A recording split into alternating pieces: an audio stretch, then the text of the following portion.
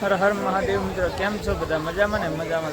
સ્વાગત છે તમારું મારી યુટ્યુબ ચેનલમાં. અને આજે આપણે આવી ગયા છીએ નવો વ્લોગમાં. આજે આપણે તમિલનાડુમાં આવેલા રામેશ્વરમ ભગવાનના દર્શન કરવાના છે. રામેશ્વરમ જ્યોતિર્લિંગ જે 12 જ્યોતિર્લિંગમાંનું એક જ્યોતિર્લિંગ છે અને 4 ધામમાંનું એક ધામ છે. આપણે એના દર્શન કરવાના છે. અહીંયા ક્યાંક ક્યાંક ઘૂમવાનું છે, ફરવાનું છે, જમવા કરવાની કઈક વ્યવસ્થા છે, રૂમની કઈક વ્યવસ્થા છે, એ બધું તમને વિડીયોમાં બતાવીશ. તો વિડીયોને લાઇક, શેર અને સબસ્ક્રાઈબ કરતા જઈએ. તમે તમારી ચેનલમાં નવો હોય તો ને વિડીયોમાં આમ બનાવી દેજો ને આખો વિડીયો જોઈએ તો તમને ખબર પડી છે. ચાલો તો તમને ઠેઠથી ઠેઠ સુધી લગેલી કઈ રીતે નાવા ધોવાનું છે, કઈ રીતે બધું છે ને બધું બતાવું. હર હર મહાદેવ. સવારમાં વાગ્યા છે 6 ને અહીંથી દરિયે જવાય છે. દરિયો પછી તમને બતાવીશ. અને રૂમ રાખી છે અહીંયા. ગમે ત્યારે રામેશ્વરમ ભગવાનના દર્શન જ્યારે ગમે કરવા જાય ને પેલા અહીંયા દરિયામાં નાય છે અને પછી દર્શન કરવા જાય છે. ને રામેશ્વરમ ભગવાન મંદિર મેન ગેટ. અહીંયા આપણા ગુજરાતી ધર્મશાળા ઘણી છે. બાપા સીતારામ છે, ગુજરાતી લોજ છે, આખી ગુજરાતી લોજ જ કહેવાય છે મેન ગેટની સામે. નીચે સવારમાં પોરમાં બધા નાય જાય છે દર્શન કરવા.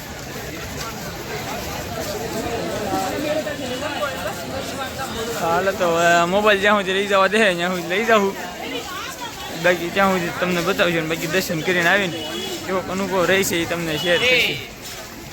હાલો તો બોલતા જાઓ. હર હર મહાદેવ. તો આપણે દર્શન કરીને હવે અત્યારે જઈએ છીએ ધનુષકોડી.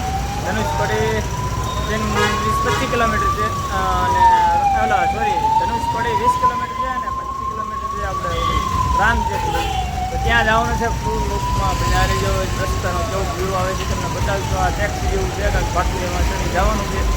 અહીંથી 200 રૂપિયામાં કાંઈક 3 મંદિર કીધા છે ફરવાના. 3 મંદિર ફરાવે છે. મંદિરની સામેથી ઓટો રિક્ષા લ્યો ને તો 1000-1200 રૂપિયામાં તમને કાંઈક 10 જગ્યાએ ફરેલે છે. પણ અમારે ત્યાં નથી જવાનું, ખાલી ધનુષકોડી ને રામજેતપુર જવાનું.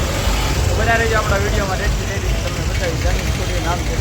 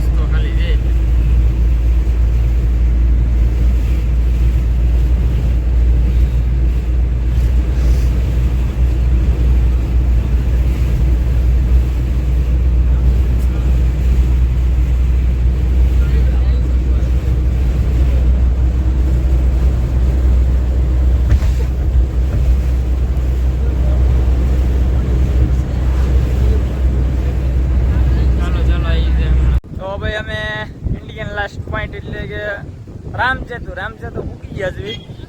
જોવો નજારો અહીંનો.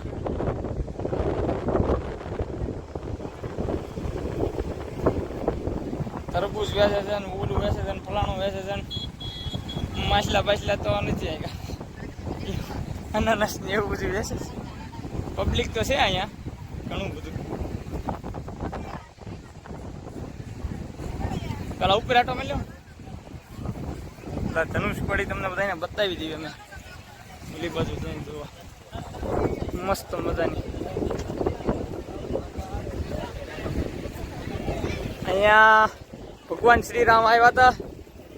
વાનર સેના આવી હતી. અહીંથી પછી ગયા હતા લંકામાં.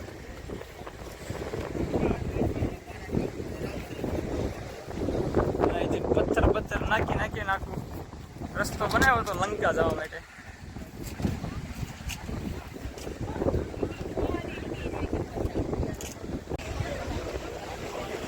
તો મંદિરેથી અમે લગભગ અડધી કલાક 9 વાગે બેઠા હતા. છે ઓલા છે 8:30 9 વાગે પૂકી જાય અડધી કલાકે. બધે રસ્તામાં જોતા આવ્યો મચ્છી મારી ત્યાં અહીંયા છે. પછી ઠેઠ સુધી લગભગ 2 બાજુ દરિયો જ છે. 20 કિલોમીટર સુધી એમ જ છે, બે બાજુ દરિયાનો વચ્ચે રસ્તો ના છેલ્લો પોઈન્ટ છે આપણે.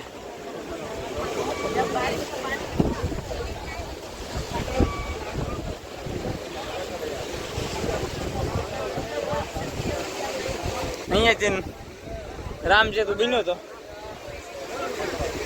દરિયામાં પથ્થર નાખીને. કઈ ધનુષકોડી રામ સેતુ. તો આ તો રામ સેતુનો નજારો કેવો લાગ્યો તમે કમેન્ટમાં લખતા રહેજો. અને હવે એમાં થોડાક ફટાફટા શૂટ કરી લેવી. બાકી આ છે રામ સેતુનો નજારો.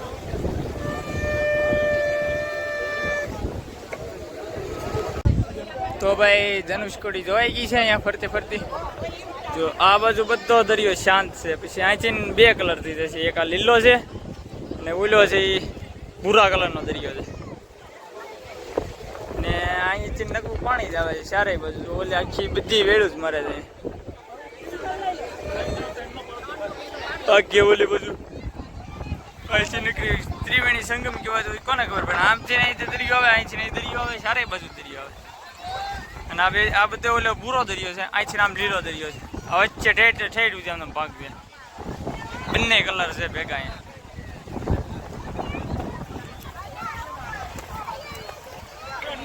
હવે રામ સેતુથી નીકળી ગયા છે.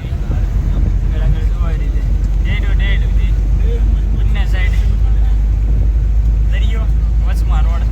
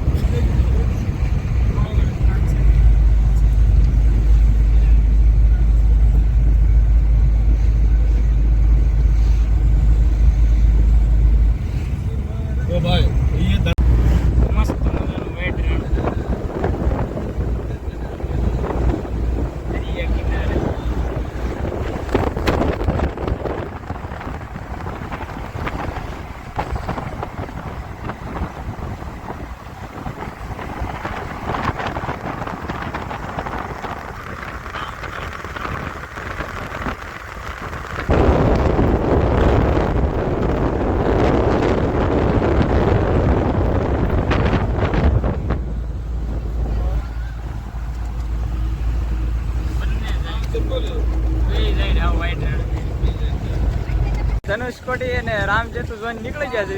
અને વચમાં એવું હતું વિભીષણનું મંદિર, રાવણનો નાનો ભાઈ, જ્યાં વિભીષણનું અભિષેક થયું એમ કહે છે.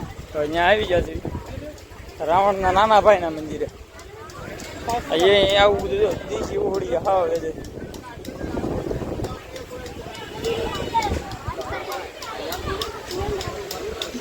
દર્શન કરવાના છે આપણે. કોને ખબર, લાઈન તો ભલું કરે રાવણનો ભાઈ. હા, પબ્લિક બહુ જાતું છે એટલે આપણે અંદર જવાનું થતું નથી. હવે ભલું કરે રાવણનો ભાઈ. તો આપણે લક્ષ્મણના મંદિરેથી આવી ગયા છીએ. રોડ ઉપર અમે કીધું થોડાક આટા મારી. રોડ જવાના બે સાઈડ તો દરિયો છે, ખૂબ ભરેલું છે. જ્યારે બધું અમે મંદિર છે સારી છે. રોડ બે સાઈડ દરિયો. આમ મેં ધનુષકોડી એસી જઈએ આપણે. રામ સેતુ રામેશ્વર છેલ્લું જ ત્યાં મંદિર છે. અહીંયા સાચું વાસું મંદિર દેખાય કદાચ હું તમને રામેશ્વરમનું મંદિર. બરોબર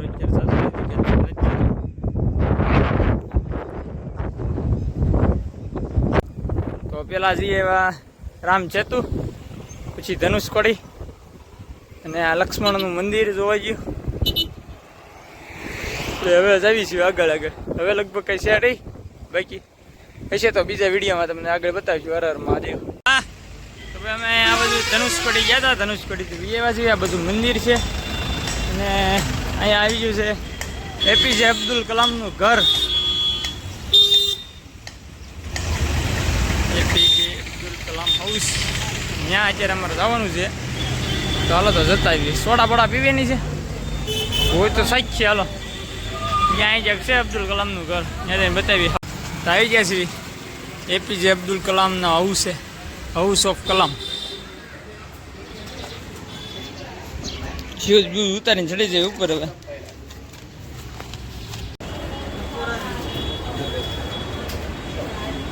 એટલે સાંડલો વિખાઈ ગયો ને. આ એપીજે અબ્દુલ કલામનું હાઉસ હતું, પણ એમાં અત્યારે તો એનું વેચવાનું બધી, એટલે ટોટલ વસ્તુ બધી અહીંયા વેચે છે.